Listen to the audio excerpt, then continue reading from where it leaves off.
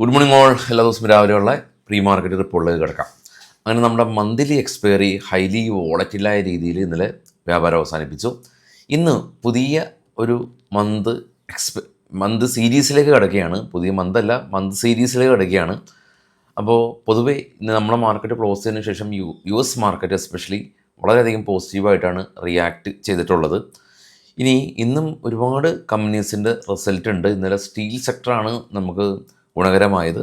ഇന്ന് 63 moon tech company, APL Apollo tube സ്ക്രീനിൽ കാണുന്നുണ്ട്. ഏകദേശം ഒരു 45ഓളം കമ്പനീസിൻ്റെ റിസൾട്ട് ഉണ്ട്.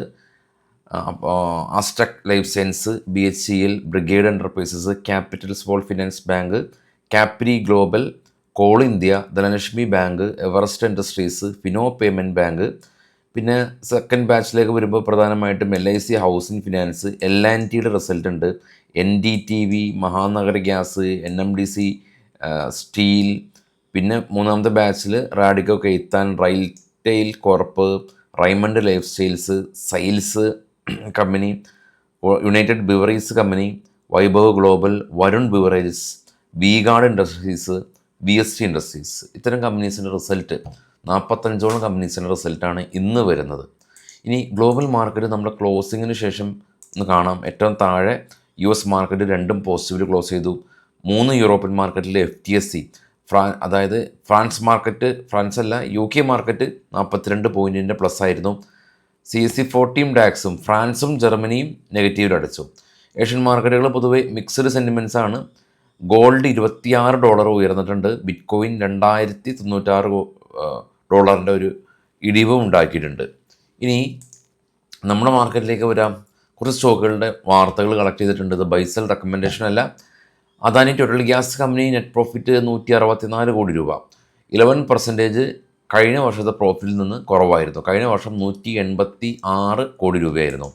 Adani green company net profit 25% year വർധനവ് രേഖപ്പെടുത്തി.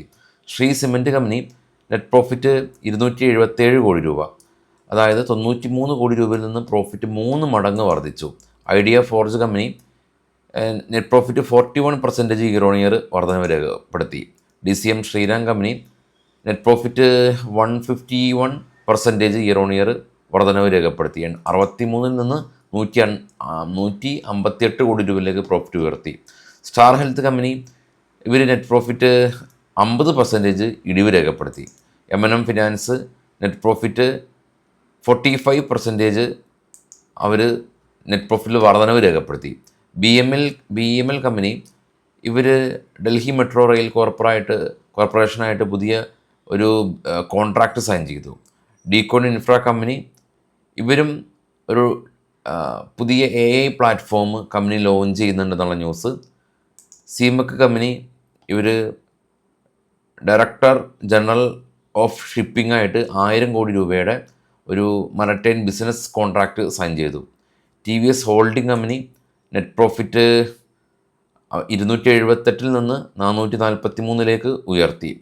ആസ്റ്റിൻ ഇൻഫ്ര കമ്പനി ഇവർക്ക് 12,000 കോടി രൂപയുടെ റിയൽ എസ്റ്റേറ്റ് പ്രൊജക്റ്റിൻ്റെ ഓർഡർ സൈൻ ചെയ്തു. Go digit general insurance company net profit 89 നിന്ന് 120 കോടി രൂപയിലേക്ക് ഉയർന്നു. Blue Dart express company courier കമ്പനിയാണ്. അവർ 62 നിന്ന് 81 കോടി രൂപയിലേക്ക് പ്രോഫിറ്റ് ഉയർന്നു എന്നുള്ളതാണ് ഇപ്പോൾ നമ്മൾ കളക്ട് ചെയ്തിട്ടുള്ള ന്യൂസുകൾ. നമുക്ക് ഒരു ഇൻസ്റ്റഗ്രാം ഉണ്ട്, നമുക്ക് അവിടെ ന്യൂസുകൾ ഷെയർ ചെയ്യാറുണ്ട്. നമുക്ക് ടെലഗ്രാം ഉണ്ട്, അവിടെ ന്യൂസുകൾ ഷെയർ ചെയ്യാറുണ്ട്. അതിന് രണ്ടിൻ്റെയും ലിങ്ക് വീഡിയോയുടെ ഫസ്റ്റ് കമൻറ്റിൽ ഞാൻ പിൻ ചെയ്ത് വെക്കാം. താല്പര്യമുള്ള ആളുകൾക്ക് ജോയിൻ ചെയ്യാം. അപ്പോൾ വൈകിട്ട് പോസ്റ്റ് മാർക്കറ്റായിട്ട് എത്താം. Thank you.